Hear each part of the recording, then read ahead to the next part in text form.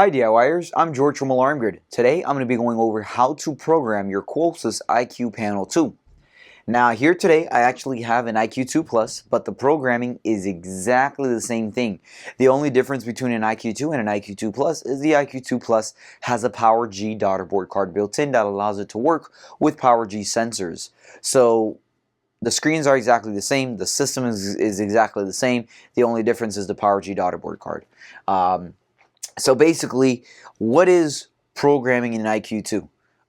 Whenever you program an IQ2, you're typically what you're doing is you're learning in sensors. That's normally what people do whenever they're programming a system. They're adding and removing and editing existing sensors or adding new sensors.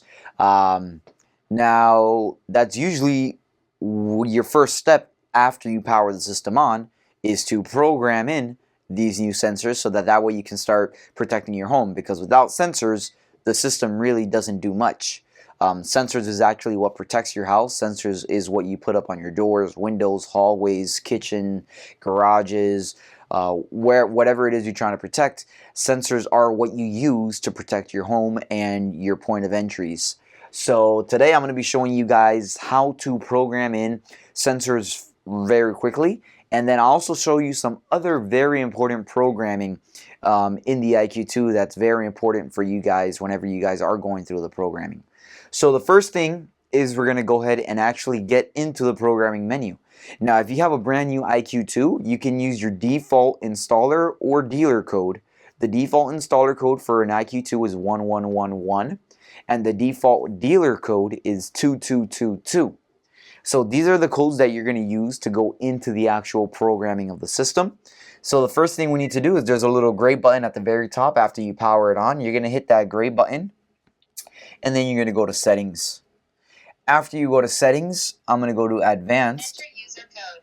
And then I'm going to enter in my installer code or dealer code. I'm going to use my installer code, which is 1111. Now remember, these are my default codes because this system is brand new. It's brand new out of the box. We haven't changed any codes. It's pretty much like we're starting fresh. So if you guys have an existing IQ2 and you guys already have it monitored, you or your company may have changed it, so you want to make sure you're using the correct codes.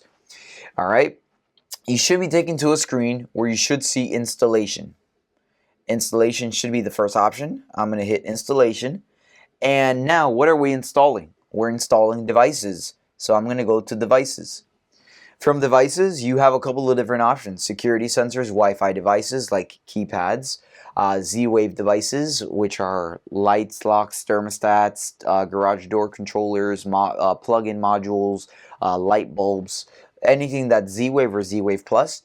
And then you can also add your phone as a Bluetooth, because the system does have a Bluetooth disarming feature if you guys would like to take advantage of that. So I'm going to do security sensors. Security sensors. And now that we're in this field, here you can see you have a couple of options. Auto learn, you can add a sensor in manually, you can edit existing sensors, delete sensors, you can look at the sensor statuses. If you're not sure which sensor group to use, which is what we commonly refer to as the device type, you can look at all the sensor groups, you can look at the panel motion settings, and you can also do remove all PowerG sensors. So today, just for the purpose of the video, I'm going to be learning in sensors, so I'm pretending like this is a brand new setup for you guys out there who are setting it up. We're going to do auto learn sensor. Now there's a couple of things. One, you can learn in the sensors all by just having them in your hand on a desk and just manually programming them in, and then you'll know, okay, hey, this is one's going to go for my front door, this one's going to my back door, this one's going to my sliding or window, whatever it's going to be. But basically, you can either have them all on your desk and program them without having them installed. It doesn't matter. Or if you already have sensors installed, you went ahead and did that first, then all you have to do is just open the door, close the door. If it's within range, the system will hear it, and then it'll bring up the serial number code, and then you guys can just go ahead and continue finishing the editing. So I'm going to go ahead and just pretend like I'm bench learning these in, right? So they're not installed yet. I'm actually going to learn them in first, and then I'll install them after. So I'm going to go ahead and put the magnet next to the sensor, remove it. That'll simulate a fault. Oh, probably wasn't on the right side. Now it brings up sensor 174082. If you're looking at your sensor, if you have it open, there's going to be a sticker on the inside. Some sensors also have a sticker on the back. You can go ahead and match up the number on that sticker, 174082, to the number 174082 on there as well. And you confirm that they matched. So now you can hit OK. We want to continue. Now again, I'll make this one my front door. You can change the chime. So there's a couple of different chimes you can do. If you press them, it should, if you select the chime, it'll actually give you the example of what it is. So I'm going to leave mine as doorbell. So that's my front door. Voice prompts is if you want, whenever the door is open, if you want it to say front door. All right, I would like to know, so I'm going to leave it as on, but you can also turn it to the off. Now, this is actually a Qolsys sensor, so it transmits at a 319.5 megahertz. If you look at the source, you'll see here 319. That's the RF frequency that this sensor is transmitting at. You again have the serial number on the top left. The sensor type, you can set it to door, window, motion, key fob. Again, normally these will automatically learn in as the correct sensor type. But if you need to change it for any reason, you can. I'm going to leave mine as door, window. And then the sensor group. Normally for these, you're going to use either entry exit, or you would use an instant perimeter door, window. Since this is my front door, I'm going to leave it as an entry exit. But you do have the option, for instance, something that you might want to set as a perimeter would be your windows. Your windows is not an entry-exit door. It's not a door that you would enter and exit the house from. So you would set the window to a perimeter, so whenever somebody does open the window and the system is in an armed state, the alarm goes off right away. There's no countdown. With an entry-exit, we have a delay. The system gives you about, depending on what you program it as, but it usually default is like 60 seconds to get into the house and disarm the system before an actual alarm goes off. So after we've confirmed everything here, we can go ahead and just hit add new. Sensor added successfully. It'll say sensor added successfully, meaning the sensor is good to go. And now I can move on to my next sensor. So this is the auto learn screen. So this means you guys, if you have key fobs, motions, glass breaks, smokes, COs, door windows, shock sensors, flood detectors, any sensor you guys have that is a security sensor, you will learn it in on this auto learn screen. Now I have a recess sensor. This will be my last sensor I'll demonstrate for today. Again, this is a sensor that goes installed into the frame of the house, but again, I haven't installed it, so I'm actually just bench programming it in, I guess you can say. So I'm going to put the magnet next to the sensor. I'll go ahead and simulate a door opening.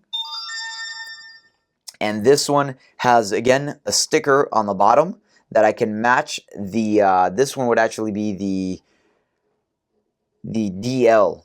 So that one says 6E Charlie 5 Alpha 2. And I confirm that the same alphanumeric characters are on this sticker. And I'll hit OK. Now, if at some point you guys are learning sensors in and you guys aren't seeing matching serial numbers, I see this often when people have a motion and they have the sensors already installed in the house. They'll walk past the motion, open the door, walk back, and then the serial number on the panel won't match the door one. You wondering why? Is because you walked past that motion and you tripped it. So that motion sent out a transmission. The panel, since it's in listening mode, picked up on it, and it had that serial number pulled up before you even got to the front door. You just may not have noticed it because you were walking away from the system. So that's something to keep in mind if you guys are programming sensors in that are already installed. Be careful with motions. They'll confuse you. So again, let's go ahead and start from the left to the right now. So we have the sensor DL ID, which is what I have on this sticker right here. My sensor type, I'll leave it as a window again, but since this is a window now, I'm going to want to set this to a perimeter. That's instant perimeter D-W door/window. And I'll name this here. You can actually, it has a few custom, a few already, I guess, programmed in names. But if you want to give it a custom description, the cool thing about this system is that it actually has it has this hardware bit built into it where you can actually type anything in to the custom description and it'll read it out. So for instance, I can type in my name, George or Jorge. It's actually, that's the way it's spelled. And I'll type in George window.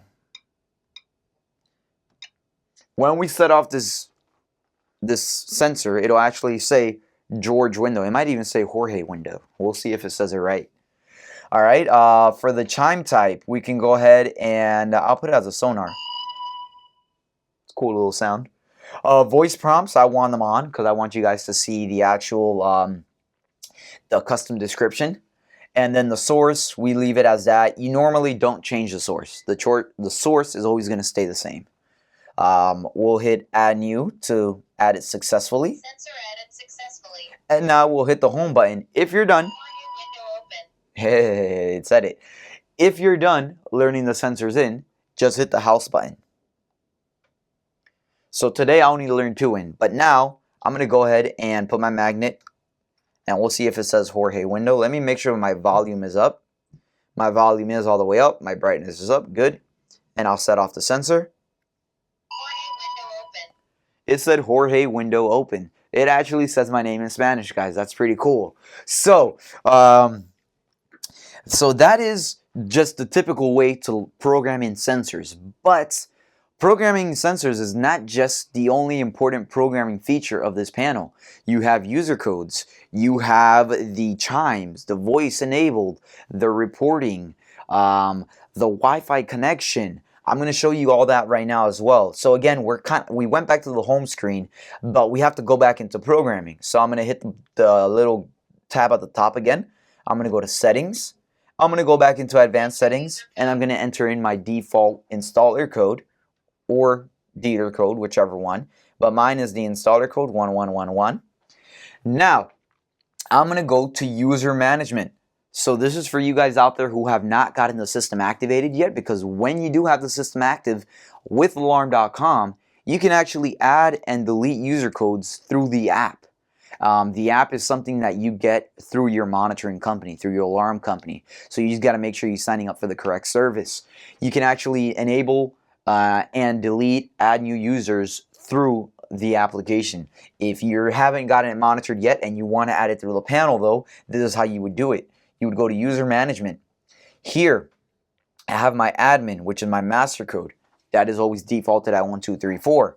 My duress code is a code that you want to use in case in case of an emergency. Let's say there's a burglar breaking in. He's telling you to disarm the system. You disarm it with the duress code. The system gets disarmed, but the panel sends an emergency signal to the central station, and the cops will be there shortly. The other code is the installer code. That's the code that we use to program the sensor. One important thing, the duress code, remember, if you're not being monitored, there's no signals being sent to anyone. You have to be monitored in order for the duress code to actually do anything. That's a tongue twister. So the master code is usually the main code that you want to make sure you change. So if this is your system, you're the owner of the system, you want to make sure you change this master code away from 1234. The reason why is if anybody knows the default master code for a Qolsys IQ2 and you've never changed your master code, they can just go in and disarm your system.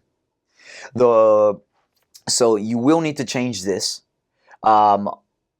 The one thing you can leave the same is the installer code and the dealer codes.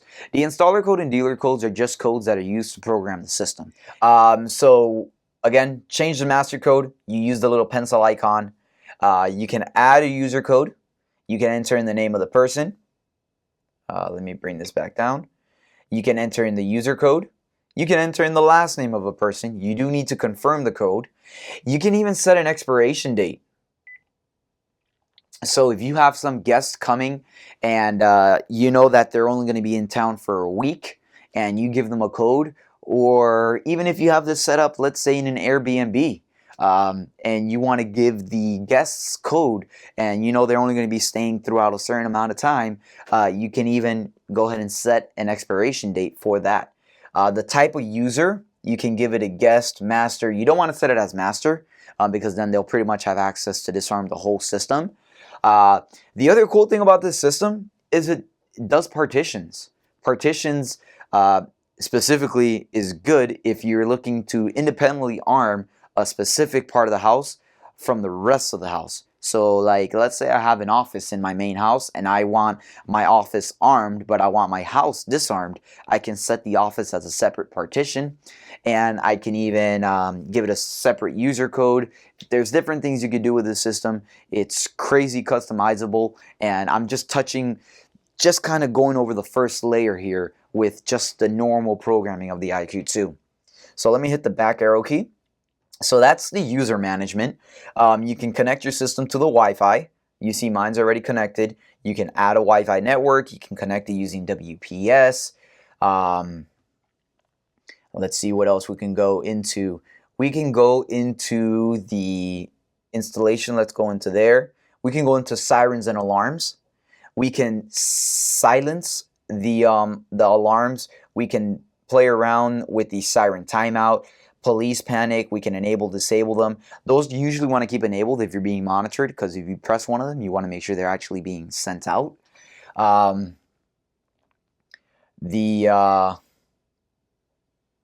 yeah, this is the siren annunciation panel sirens. You can open up that drop down. You can turn all sirens off, all sirens on. We have videos on that as well. Let's see what else we have here. Devices, you can add in the Z-Wave devices like I was telling you before. Wi-Fi devices would be the keypads. Let's go into the setup wizard. No, sorry. You can upgrade the software on the IQ2. So the other cool thing about the IQ2 is it does not need to be monitored to pull the updates from the Qolsys servers. You actually, if you hit upgrade software, it'll just say it requires a Wi-Fi connection. So you guys will need Wi-Fi to do any software upgrades. But you can manually request the updates from the panel itself. This will allow you to keep up to date. They're constantly releasing new updates for the IQ2. They just released a brand new one. They usually release one, I would say, every quarter of the year, so pretty much every 3 months. Let's hit the back arrow key one time here. We can go into the temperature. We can turn it from Celsius to degrees Fahrenheit. We can go into the automation and play around with the lights. Play around with the display. You can change the font size if you want small, normal, large. You can switch the time if you want 24-hour format instead of the normal time that we use here in the US. You can play around with the brightness level.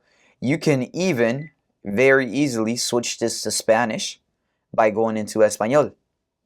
If you click Español, the system, all of the writing will be in Spanish. Now, right now, there is only English and Spanish. They don't have any other languages right now, but it's pretty neat to know that they've actually included that in for those Spanish speakers out there.